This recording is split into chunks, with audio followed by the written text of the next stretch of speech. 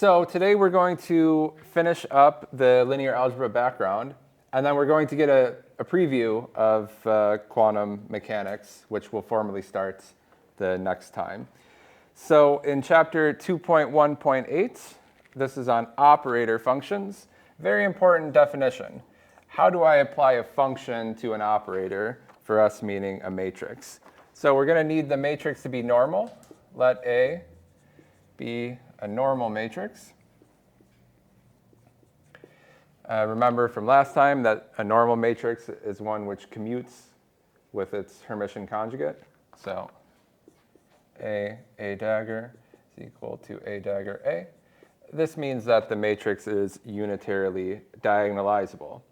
So given this normal matrix and a function, given a function f, which maps complex numbers to complex numbers, we define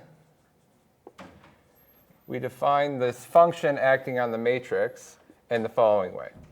So f of A is defined as, remember I use this symbol for the definition, a sum over A, summation index A, the function applied to the eigenvalue, which I'm just using A for, and then the eigenvectors ket A, bra A. Okay? So I'm using our Dirac notation, I'm using our quantum mechanical notation here.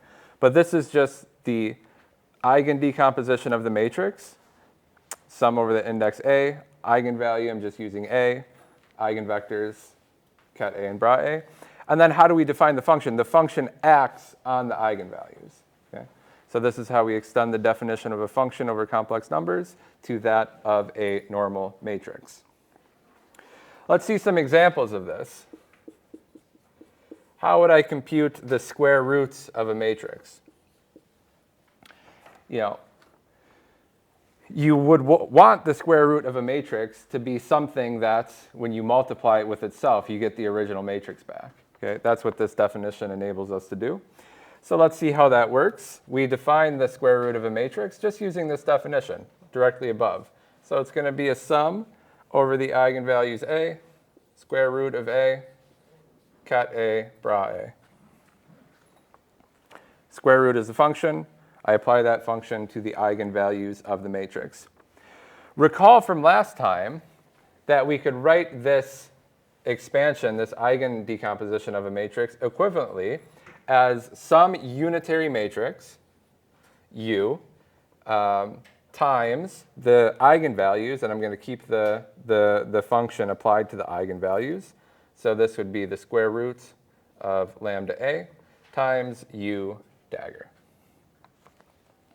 Okay.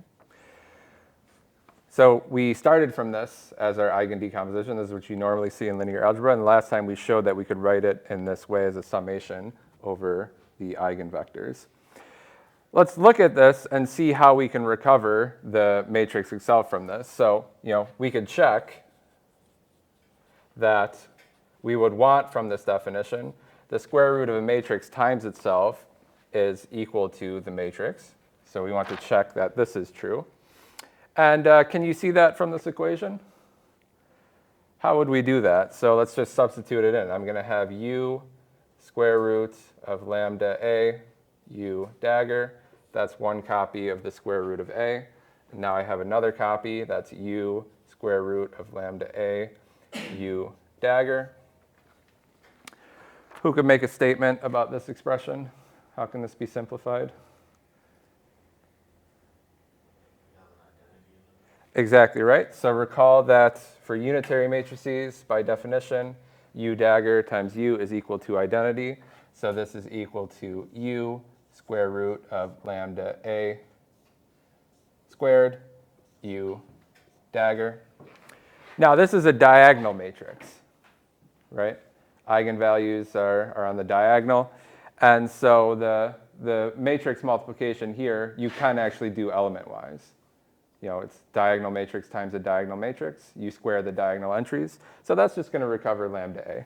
So this is indeed equal to U times lambda A, U dagger, and that's absolutely A, the matrix that we started with.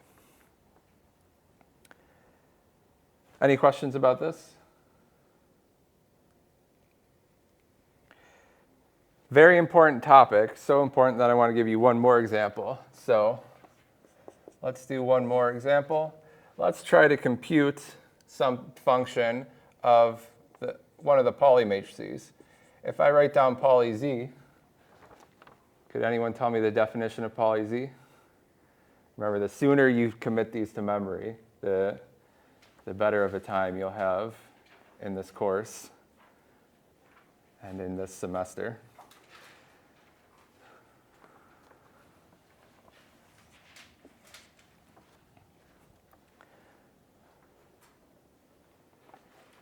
Yes? Is it 1, 0, 0, -1? Exactly right. We have 1 and -1 on the diagonal, zeros elsewhere.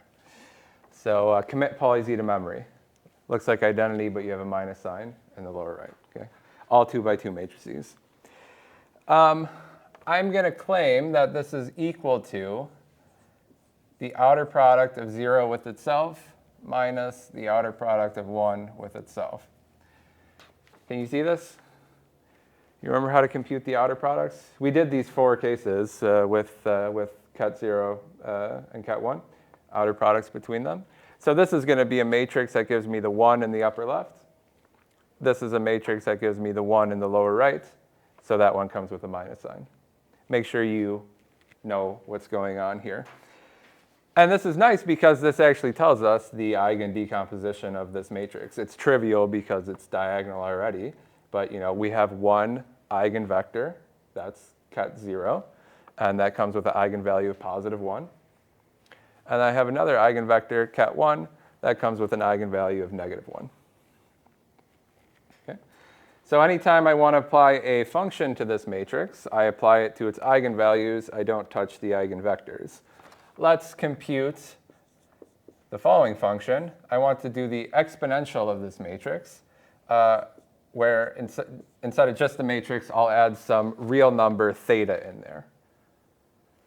We're going to see this pop up when we get to quantum gates and quantum circuits. Very often, we're going to want to do exponentials of these Pauli matrices.